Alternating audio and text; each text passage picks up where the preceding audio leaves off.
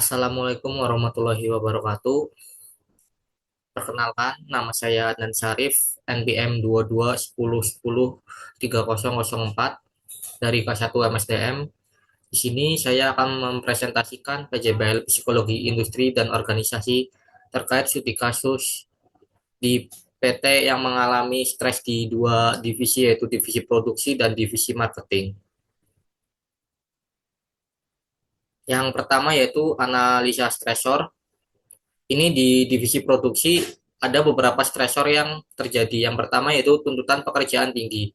Penjelasan ini terdapat di kalimat pemrosesan makanan instan siap saji yang setiap harinya harus memenuhi target 45.000 unit produksi. Lalu yang kedua yaitu ada lembur kerja.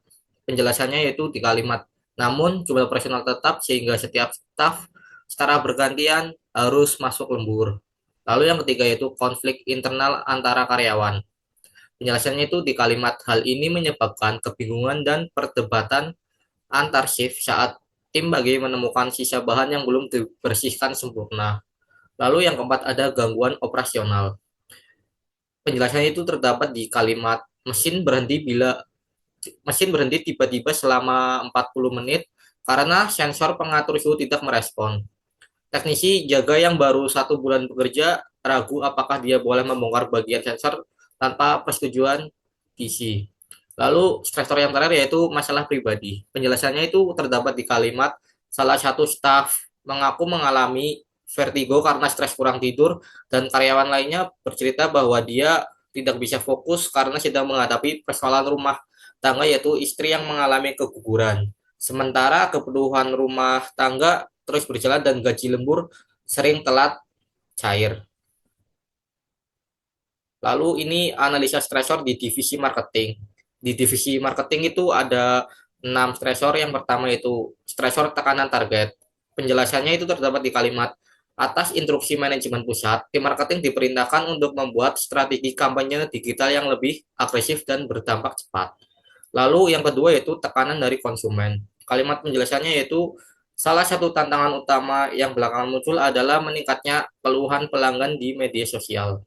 Lalu yang ketiga yaitu konflik internal. Penjelasannya itu terdapat di kalimat di grup WhatsApp internal pernah terjadi perdebatan panjang karena salah satu admin dianggap membalas komentar dengan nada kurang simpatik hingga menimbulkan kecaman dari konsumen. Lalu yang keempat yaitu kurangnya ruang penyampaian ide. Penjelasannya itu di tengah beban kerja tersebut, beberapa staf mulai merasa tidak memiliki ruang untuk menyampaikan ide.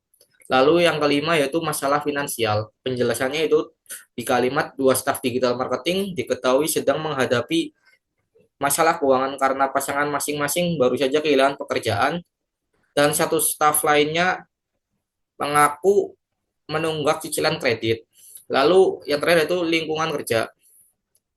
Lingkungan kerja itu penjelasannya itu di kalimat lingkungan kerja yang secara fisik nyaman dengan ruang ber-AC, pencahayaan terang, dan tersedianya pantry kopi ternyata tidak cukup mengurangi tekanan psikologis. Lalu selanjutnya itu dampak potensial atau strain. Yang pertama itu di divisi produksi.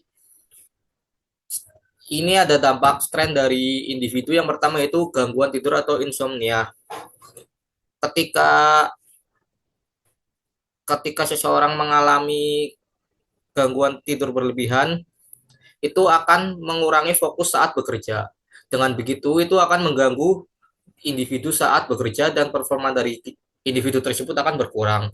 Lalu yang kedua yaitu keletihan kronis. Keletihan kronis muncul ketika tubuh tidak memiliki cukup waktu untuk pulih dari beban kerja fisik maupun mental.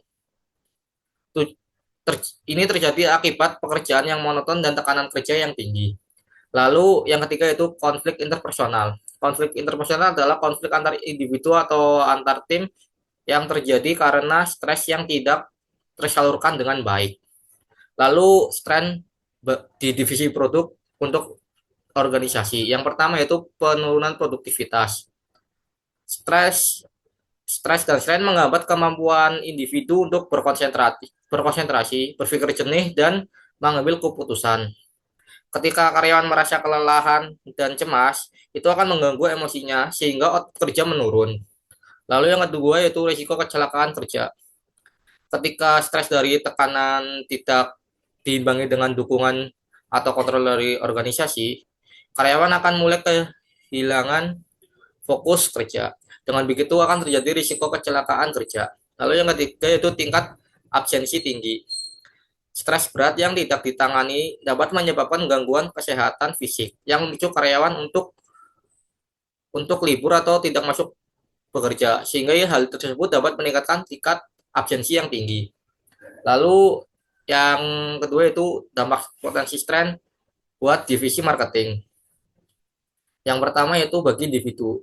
Yang stres bagi individu yang pertama itu burnout atau emosional fisik. Burnout adalah kondisi kelelahan ekstrim yang meliputi dimensi emosional, fisik, dan mental akibat kerja kronis. Hal ini sering terjadi pada karyawan yang dihadapkan pada tekanan tinggi. Lalu yang kedua itu ketidakpuasan kerja. Ketika stres dan tekanan tidak diimbangi dengan dukungan untuk kepuasan pekerjaan, maka karyawan tidak akan merasa puas. Dengan begitu, karyawan itu akan tidak bersemangat dan tidak termotivasi untuk bekerja. Lalu yang ketiga yaitu menurunnya kreativitas. Kreativitas sangat dipengaruhi oleh kondisi psikologi yang stabil dan ruang berpikir yang bebas.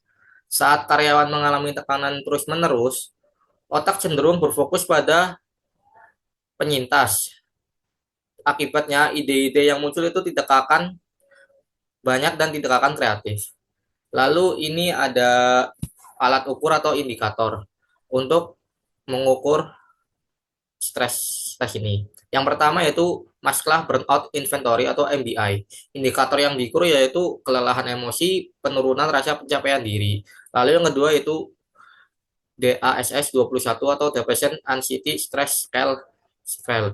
Indikator yang diukur yaitu depresi, kecemasan, dan stres. Lalu yang ketiga itu job content questionnaire. Indikator yang diukur itu job demand, job control, dan social support. Lalu yang keempat itu checklist observasional atau HR indikator. Indikator yang diukur itu frekuensi izin sakit mendadak, keterlambatan kerja, konflik karyawan, dan jumlah ide atau usulan yang kurang masuk ke tim. Lalu ini ada tren yang berdampak buruk bagi individu dan organisasi menurut saya dari tren-tren yang sudah saya sebutkan tadi. Yang pertama itu kelelahan fisik dan mental akibat tekanan kerja. Performa dari karyawan akan menurun jika kelelahan melebihi ambang optimal. Kerja malam bertentangan dengan jam biologis menghasilkan stres fisiologis yang berat. Dengan begitu, performa dari karyawan itu akan menurun. Sehingga karyawan tersebut itu akan tidak bisa membantu jalannya operasional yang ada di organisasi. Lalu yang kedua itu konflik internal. Konflik internal ini akan menurunkan kohesi tim, memperburuk koordinasi lintas waktu kerja, dan suasana kerja tidak nyaman dan penuh tekanan.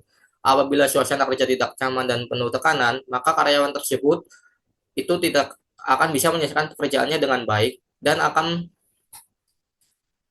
menyelesaikan pekerjaan baik dan karyawan tersebut akan hengkang dari perusahaan.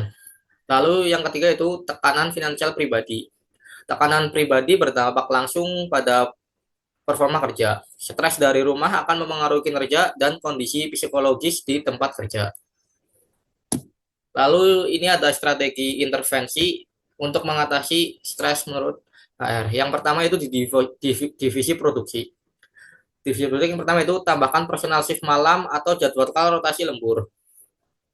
Menambahkan personel untuk shift malam atau menerapkan rotasi lembur yang adil adalah bentuk manajemen beban kerja dan keadilan organisasi. Tujuannya agar tidak terjadi kelelahan kronis pada karyawan. Lalu yang kedua yaitu program transisi aman otomatisasi. Penerapan teknologi dan otomatisasi di divisi produksi harus diimbangi atau dibarengi dengan pelatihan dan komunikasi terbuka. Tanpa ini, pekerja bisa merasa cemas dan kehilangan pekerjaan dan tidak mampu mengikuti teknologi yang digunakan di organisasi. Lalu yang ketiga yaitu pendampingan psikolog kerja secara berkala. Pendampingan rutin oleh psikolog kerja membantu mendeteksi diri dari tanda-tanda stres yang muncul, sehingga karyawan itu bisa mengatasi hal tersebut, sehingga karyawan tidak akan mengalami stres. Lalu di divisi marketing, yang pertama itu pengaturan jam respon media sosial dan beban kerja digital. Divisi pemasaran sering menghadapi tekanan untuk merespon media sosial selama 24 jam penuh. Pengaturan jam kerja digital seperti jam respon resmi dapat mengurangi beban mental akibat koneksi yang terus-menerus. Lalu yang kedua itu berikan ruang uji coba ide kreatif. Lingkungan kerja yang memberikan ruang untuk eksperimen ide tanpa takut gagal itu dapat meningkatkan motivasi dari karyawan sehingga kepuasan dari karyawan juga tuh akan meningkat. Lalu yang ketiga itu program dukungan emosional dan work-life balance.